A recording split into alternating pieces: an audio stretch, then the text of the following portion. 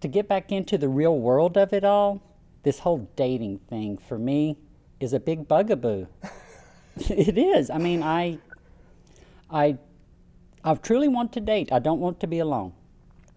That makes sense. I have gone online dating. I've asked people to help me. I have just tried it on my own. And I'm finding it quite challenging to do because I'm still trying to figure out what kind of person I am. So it's hard to meet someone that I can mesh with when I'm not really even sure who I am yet.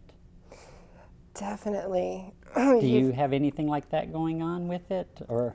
Well, I'm single as well. I have been for a while, and I have dated some, but it's not an easy thing to do.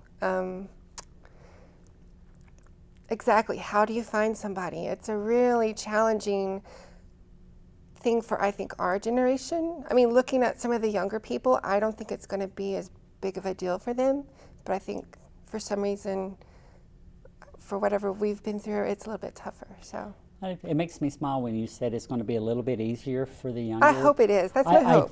I think that it will be. I really do. Yes. And I think it's because of the social media that's out there now. I'm from an era when, social media didn't really exist. And so to now be a part of it and try to understand how to do this is not working for me. I went onto this one site and I decided to just put on there that I'm transgender because when do you tell a person that you're transgender? Exactly. I have decided in my case that I want them to know before I meet them, if at all possible. But in the real world dating, that doesn't always happen. That's the issue. When do you tell somebody, hey, I've got this thing that society is grappling with, and like, is that the first thing I want you to know about me? I'm trans. Do I want you to know who I am as a person, or is that just all of who I am? And so is somebody going to see that? And just, especially online, a lot of people, they see, transgender on there and they're not going to even give you a chance or whatever, Yeah. And so at least in person, you have to figure out when that's going to come up, because it has to come up. It's not something that can stay out of the conversation. I wouldn't think so. I mean, I would imagine that there are just like there's every kind of gender, there's every kind of approach to dating as a transgender person. I've tried several of them. I have dated someone and never told them that I was trans. And it felt disgusting. It felt like, once again, I'm battling to become authentic, but I don't like who I am or something, so I can't tell this person that I want to be with that I'm transgender. And I never did. And obviously the relationship failed. Yes. Because of it. When you tell someone, do you wait until they do get to know you? Because I've tried that too, to let somebody get to know me for a couple of weeks. See, I go back and forth. I'm trying to figure it out because I don't know, how I did one thing was I felt like I needed to build trust with somebody. So that was my big thing. I wanted to know that I could trust a person. And then, I started feeling all these really strong feelings for the guy. And when I told him, it was completely over. And so I realized, well, maybe I should tell somebody before my heart gets involved, because that's a little bit easier on me. Right. And it is kind of a litmus test to see how serious somebody is.